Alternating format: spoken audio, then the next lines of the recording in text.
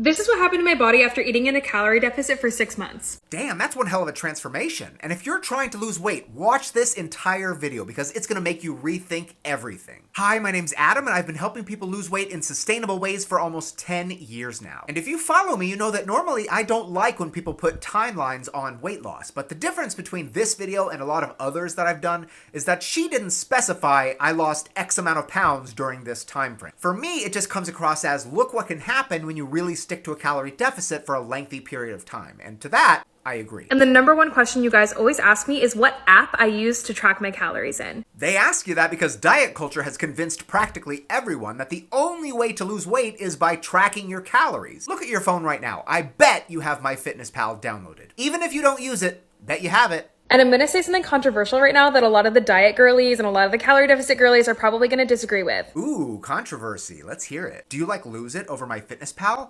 Naughty. I don't use an app. I don't. What? First, let's talk about why I don't track my calories in an app. Yes, that needs to be talked about because I guarantee if you're on a weight loss journey, or you ever have been, you either have, do, or have thought about tracking calories. Number one is literally who has time? Who has time to sit down after every meal and track the amount of calories that you're eating? As a personal trainer, I work with a lot of different clients who have different goals and different needs. Some, not all, find tracking calories useful, though we're never very rigid about it. But I completely agree that it can get tedious and complicated, especially if you're doing a lot of home-cooked meals. So I would instead say, who has the energy? Number two is it is triggering to me. Flat out, it is triggering to me to sit down and literally think about every single calorie that I'm eating. Like, oh, I ate a Cheez-It, let me track it. No, babe, I'm not doing that. And you shouldn't. What may start as well-intentioned awareness can often become obsessive, and if you find yourself tracking every single Cheez-It and picking grains of rice out of the bowl so you get that exact 3 ounces that you entered into the app, you're quickly sliding towards disordered eating, and counting calories is not right for you. Number three is it's inaccurate. Like if I order a sandwich and the sandwich doesn't tell me how many calories there are in it online,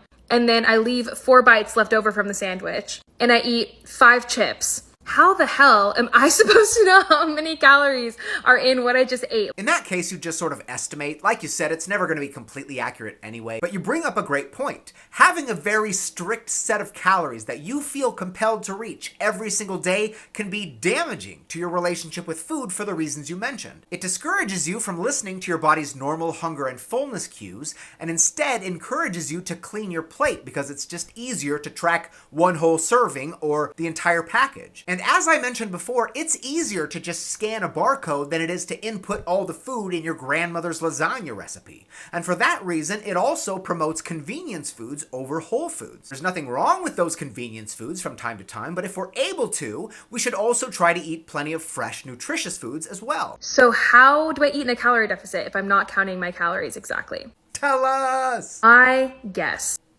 You just guess? Everyone wants to convince you that you have to know exactly how many calories you're eating or you're going to go a little bit over and then you're not actually going to be in a deficit. Research shows that when left to their own devices, most people do underestimate how many calories they're eating. But if you're being consistent with things like smaller portion sizes and eating mindfully 80% of the time, a couple of extra fun foods here and there isn't going to undo all your progress. This is what I do and this is what works for me, okay? Here's how you need to calculate your maintenance calories. Take your body weight and multiply it times 12, okay?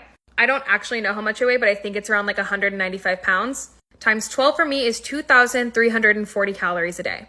That is my maintenance. This body weight times 12 method is very trendy right now, but it's a bit of an oversimplification. I'd recommend using a TDEE calculator like this one, which factors in some other important pieces of data like your activity level, and will give you a much more accurate starting point. My goal every day is to eat less than 2,000 calories, okay? That could mean I'm eating 1,999 calories. Some days it's 1,700, some days it's 1,600. Another controversial point, you didn't automatically jump 500 calories under your maintenance. I like that. Your calorie deficit is a range, not a specific number. And the biggest lie that diet culture has fed us, no pun intended, is that your body needs the exact same amount of calories each day. Some days you're just going to be hungrier than other days, and it's okay to eat a little more or less accordingly. My goal is to always eat less than 2,000. That sounds reasonable and achievable. So if I'm not counting my calories exactly, what happens if I go over? You go over. I recommend not stressing about it and just getting back to your plan the very next meal. Well, I go to the gym multiple times a week. No, please don't take this where I think you're taking this. So if I go to the gym 5 days a week and I'm burning 300 calories every time I'm there, that's 1,500 calories that I'm burning for the week. Okay, I've loved everything up to this point, but for your benefit and others, I have to shut down this kind of thinking. It's true that if you're more active, your body needs more calories. But please stop exercising with the sole reason of burning them off. Exercise is a poor tool for weight loss because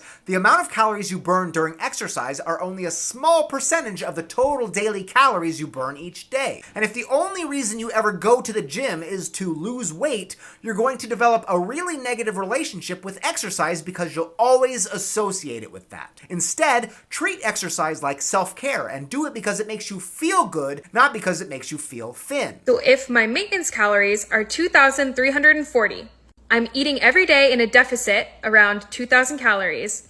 Everything else is good, but ignore this part. Even if I slip up or I'm not counting them exactly, I am still eating in a deficit. Yes, and besides the part that I very professionally censored, this is a great way to look at it. I'm making calorie conscious decisions. I'm not being reckless about it, but I'm not overthinking it.